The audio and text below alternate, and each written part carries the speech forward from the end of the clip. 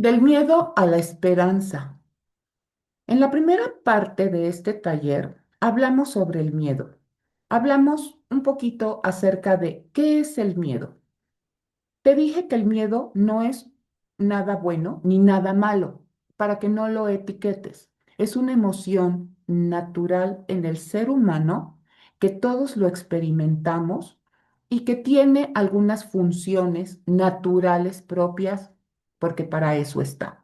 Uno es para protegernos, otro es porque nos puede paralizar y otro es para impulsarnos. En la primera parte te dejé algunos ejemplos de estos tipos de miedo, el que te mueve, el que te cuida, el que te paraliza y el que te impulsa.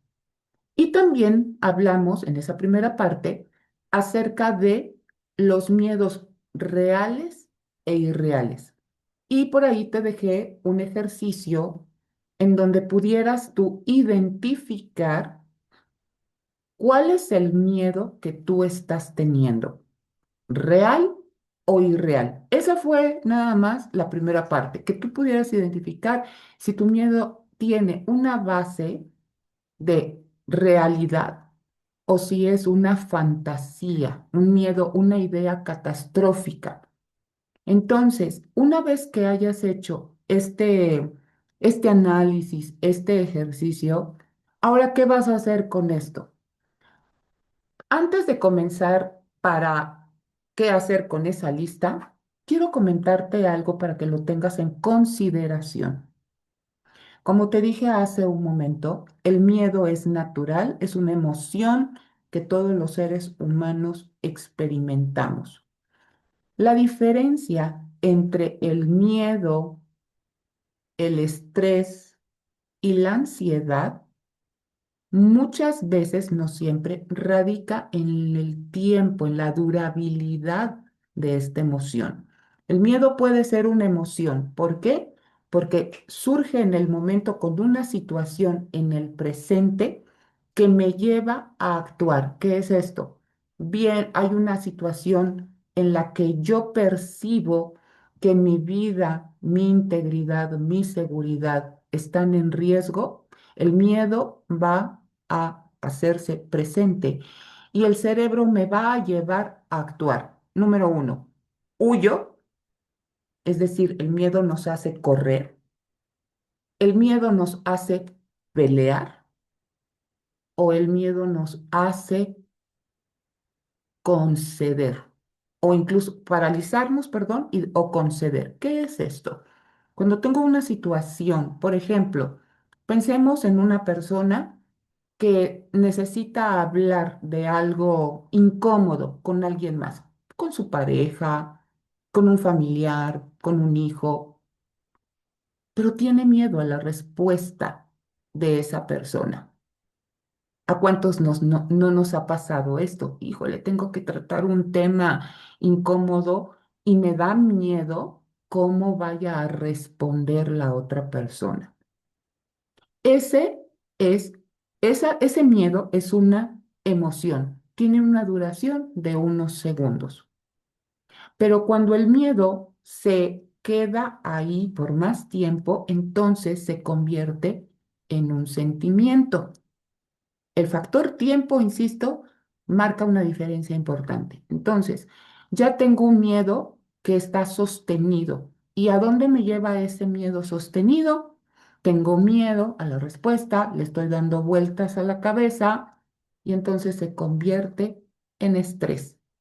Lo estoy ahí pensando, pensando y el estrés me lleva a tener reacciones físicas. Pienso y estoy sintiendo alguna palpitación, me estoy sintiendo rebasada, me sudan las manos, me siento inquieta, estoy estresada, porque siento, pienso que el abordaje de aquello que quiero hablar con esa persona me está rebasando. Entonces me provoca estrés. Y un estrés sostenido en el tiempo, ¿a dónde me va a llevar? Ansiedad. Y entonces comienzo a tener manifestaciones de ansiedad. Y van pasando los días y ese miedo que pudo haber sido una emoción y que la pude haber diluido en un principio, resulta que ya se convirtió en estrés y el estrés me llevó a la ansiedad y la ansiedad que me está provocando es en esa durabilidad, en esa extensión de tiempo, estoy pensándolo ya de forma más constante, estoy teniendo pensamientos rumiantes, le estoy sumando otras situaciones, que qué tal si se enoja, que qué tal si me deja, que qué tal si me grita, que qué tal si me deja de querer, no sé, empiezo a idear cosas y sobre eso comienzo a tener ansiedad. Me lo llevo a la noche a la cama y ya no puedo dormir. Y entonces, a lo que comúnmente le llamamos preocupación, que bueno, también puede ser señal de que esa situación en particular me está provocando ansiedad. Por eso el tiempo es un factor importante para poder nosotros identificar en dónde estamos. Mi emoción inmediata me lleva al estrés y el estrés me puede llevar a la ansiedad. ¿Y qué es la ansiedad? Es ese pensamiento anticipatorio sobre lo que todavía no ha ocurrido. Y para eso yo ya le sumé un montón de cosas sobre las cuales ni siquiera tengo la seguridad de que vaya a ocurrir. Pero yo lo estoy viendo como si se tratara de una realidad. ¿Y qué pasa cuando abordamos ese tema y dices, pues bueno, tengo que enfrentar esa conversación porque sí o sí lo tengo que hacer? Y entonces enfrentas sostienes esa plática incómoda y resulta que nada de lo que tú fabricaste en tu cabeza pasó. Y entonces dices, ay, tanto tiempo que estuve pensando, que me estresé, que me preocupé, que me lo llevé a la almohada. Pues resulta que tuve la conversación y nada de lo que yo creí que iba a pasar pasó. A lo mejor no pasó de la mejor forma. Pensemos en un escenario intermedio, pero ese escenario, esos pensamientos catastróficos que te robaron el sueño, quién sabe por cuántos días o meses, resulta que no ocurrió. Y entonces dices, ay, bueno, lo hubiera hecho antes. Eso nos llega a pasar a todos. Y aquí solamente te estoy poniendo un ejemplo. Lleva este ejemplo a las circunstancias por las cuales puedes estar teniendo temor, puedes estar sintiendo miedo. Por eso es importante que hagas el ejercicio de la primera parte, que identifiques tu miedo. Primero, si te está paralizando, si te está moviendo, si es real, si no es real, identifícalo primero. Eso es importante. Ahora vamos con la siguiente parte. Ahora sí. No todas las personas que están en duelo llegan a tener esos miedos, esos temores. No todas. Hay personas que sí y sobre algunas cosas específicas, situaciones específicas, y hay quienes no. Recordemos que el duelo es personal y cada quien lo va a vivir de forma diferente y esto tiene que ver con muchas cosas también: su historia de vida, recursos interiores, herramientas, formas de pensar, su sistema de creencias familiares, su cultura familiar, muchas cosas intervienen. Por eso cuando una persona está en un espacio de terapia personal, algunos de estos aspectos son importantes abordarlos para que podamos tener una base sólida y poder atender específicamente la necesidad de ese consultante. Hablando en términos generales, ya hiciste tu lista, ahora vas a hacer lo siguiente. Vas a tomar uno de los miedos que tiene mayor presencia, mayor relevancia para ti y vas a identificar si es real o no lo es. O sea, en dónde fue que tú lo colocaste. Pensemos como ejemplo en un miedo irreal. Y entonces lo vas a escribir y vas a describir, ¿no se escucha? Ok, vas a describir cuáles son las evidencias reales que tienes para tener ese miedo. Por ejemplo, cuando perdemos un ser querido, uno de los miedos que pueden surgir con, que está más presente en algunas personas, es la incertidumbre, es el temor a perder a otro ser querido. ¿Por qué? Porque tu cerebro te está protegiendo del dolor. Pero ante ese miedo, ¿qué puedes hacer? Ese miedo que se convierte, que es una emoción que se convierte en un sentimiento que te lleva al estrés y que te lleva a la ansiedad, vamos a frenarlo. ¿Cuál es la evidencia que tienes real que pueda sustentar ese miedo? El de perder a otro ser querido. Y hay que hacer un esfuerzo ahí. Es que no sé, pero me da miedo. Pues ahí está la clave. Ese no sé es una incertidumbre que te está llevando a hacer crecer ese miedo irreal.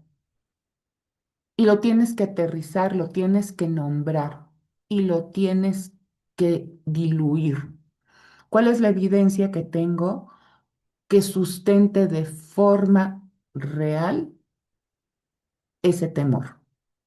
Y lo escribes y te vas a dar cuenta que probablemente, que lo más seguro es que no tienes evidencias reales, claras, que alimenten como una realidad ese miedo. Ahora, miedos, por ejemplo, a la oscuridad. Hay mucha gente que después de la pérdida no quiere dormir con toda la luz apagada. Necesitan un rayito de luz, algo. Y si la recámara es de estas recámaras oscuras completamente y a lo mejor tienes cortinas blackout, pues buscas una lamparita, la lamparita clásica de bebé, la pones por ahí para que ilumine un poquito la habitación.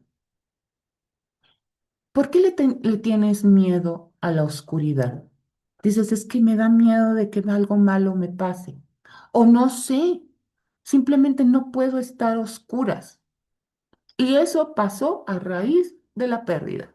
Ese es un miedo irreal. Entonces, lo vas a escribir. Miedo a la oscuridad. Miedo irreal. ¿Qué puede pasar en la oscuridad? Y aquí puedes poner hasta los pensamientos que aparentemente pudieran ser absurdos, pero si te están robando la paz, no lo son. Es verlos.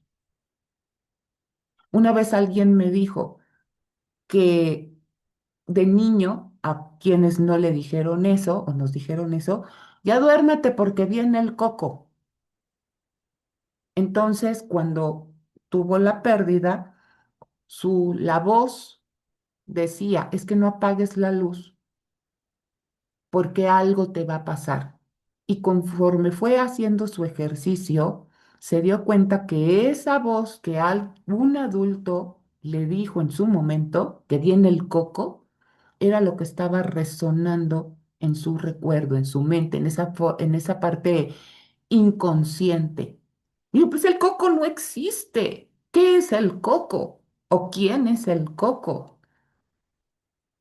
Y entonces lo que hizo, me doy cuenta que mi recuerdo se remontó a mi infancia Recuerdo que el miedo al coco en la infancia estaba presente y ahora que sé que lo hago consciente que el coco no existe, puedo estar tranquila.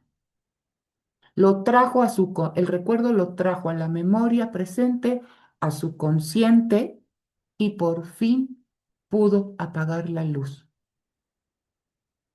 Entonces, hay siempre algo profundo. Por eso insisto mucho en que escribas, por absurdo que parezca y que no lo es, para que tú puedas descubrir a qué le tienes miedo verdaderamente. ¿Ese era un miedo irreal? Absolutamente. En la oscuridad no le va a pasar nada, el coco no existe, se dio cuenta que era un recuerdo de la infancia y que actualmente se sentía como la niña que en algún momento le tuvo miedo a lo que ese adulto le dijo. Entonces así vas a tomar cada miedo, real o irreal. Pensemos en un miedo real. Voy a poner otro ejemplo, este es un poco más em, delicado, pero lo voy a exponer. Después de la pérdida y alguien de tu familia a quien amas mucho tiene algún padecimiento, un padecimiento crónico que está siendo controlado con medicación. Y ahora tienes mucho miedo a que, así como tu ser querido, la enfermedad terminó por vencer su cuerpo, ahora a esta otra persona la enfermedad llegue a un punto precisamente de gravedad y que esta persona pueda fallecer. Vas a hacer el mismo ejercicio. ¿Qué evidencia hay en este momento, en el aquí y en el ahora, para que ese miedo se pueda cumplir? El ejercicio puede ser, ¿existe una enfermedad? Sí. Nombra la enfermedad, la escribes. ¿Qué es lo que está haciendo esta persona para cuidar de sí misma? Está en tratamiento, está en supervisión, está tomando sus medicamentos, está cuidando su alimentación, no sé. ¿Cómo está su estado de salud en este momento? Hay gente que me dice, pues es que está bien, pero es hipertenso, entonces no está bien, está controlado. Y mientras una persona esté controlada con su enfermedad, entonces puede tener calidad de vida. Ahora viene la siguiente parte. En un momento dado que esa enfermedad pudiera, ya sea avanzar en algunos casos o que se pudiera descontrolar, ¿cuáles son las acciones que yo pudiera llevar a cabo? Es como un plan de acción. Lo voy a poner del otro lado. Em, Si estás en Ciudad de México, sabes que constantemente hay simulacros de evacuación. No se llaman simulacros de temblor, se llaman simulacros de evacuación. ¿Por qué? Porque nos han estado enseñando qué hacer y cómo hacer en caso de un temblor de cierta magnitud que pueda poner en riesgo nuestra vida. Entonces suena la alerta sísmica, a todos nos da ahí el taca taca con el corazón, pero reaccionamos en el momento y ya por lo menos más o menos sabemos qué hacer. Eso se llama anticipación, eso se llama planeación. Entonces, ese ejemplo, un poco burdo, pero llévalo a la práctica en tu situación personal. En caso de que tu familiar llegara a tener una crisis, que llegara, que la enfermedad avance o que se descontrole, ¿qué puedes hacer? Ten un plan.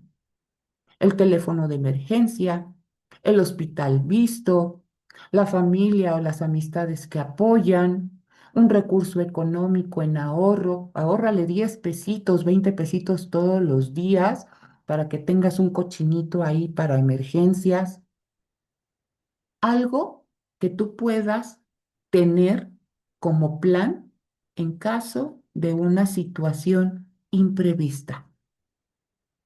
¿Qué va a pasar si tú tienes un plan? La ansiedad puede disminuir. Número uno. Número dos, no lo alimentes todos los días, porque la rumiación, ¿qué es rumiación? Es sobrepensar las cosas. La rumiación no nos lleva a ninguna parte, tampoco nos resuelve nada, nos quita el sueño, nos provoca ansiedad y la ansiedad va a afectar nuestra salud. No puedo dormir, no me puedo concentrar, no tengo mucho apetito, estoy de mal humor y empiezan a aparecer todas las manifestaciones por ahí que la ansiedad puede provocar. ¿Y quién la está provocando?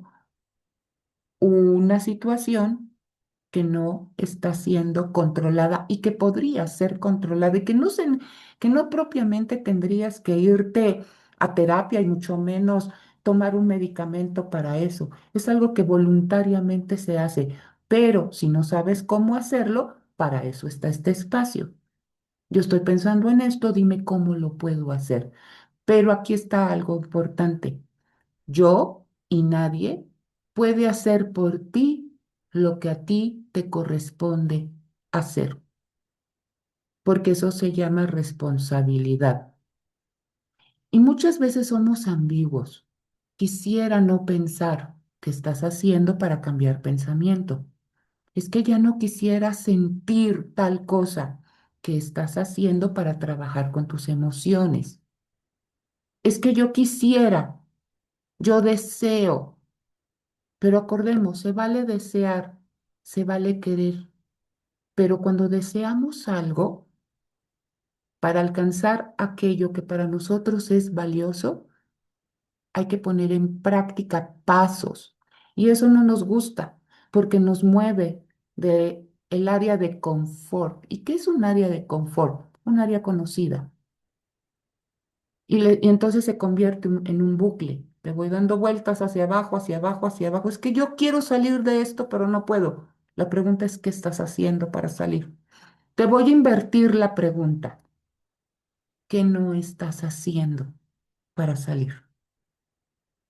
¿Qué no estás haciendo para dejar ese miedo irreal o para reconocer un miedo real y atenderlo? En este último ejemplo que te puse, queda muy bien cuando te comenté el miedo que nos cuida, el que nos paraliza o el que nos mueve. Si yo tengo miedo a que mi ser querido con el que convivo caiga en una crisis, ¿qué clase de miedo sería? ¿No te amenaza? Si estás en parálisis, muévete y llévalo al miedo que te mueve. Tengo miedo y no sé cómo enfrentarlo. Necesito hacer algo de forma anticipada para poder atender una crisis. Tengo un miedo irreal. ¿En dónde está? Me paraliza. Por ejemplo, el miedo a la oscuridad. Me está paralizando ese miedo. ¿Qué voy a hacer? Me voy a mover. No quiero pasar las noches en vela porque siento que algo me va a pasar estando en la recámara en absoluta oscuridad. Entonces, ese miedo paralizante lo llevo a un miedo en movimiento. Porque tengo miedo, me voy a mover. Voy a verlo, voy a reconocerlo y voy a darle el peso, el lugar que merece.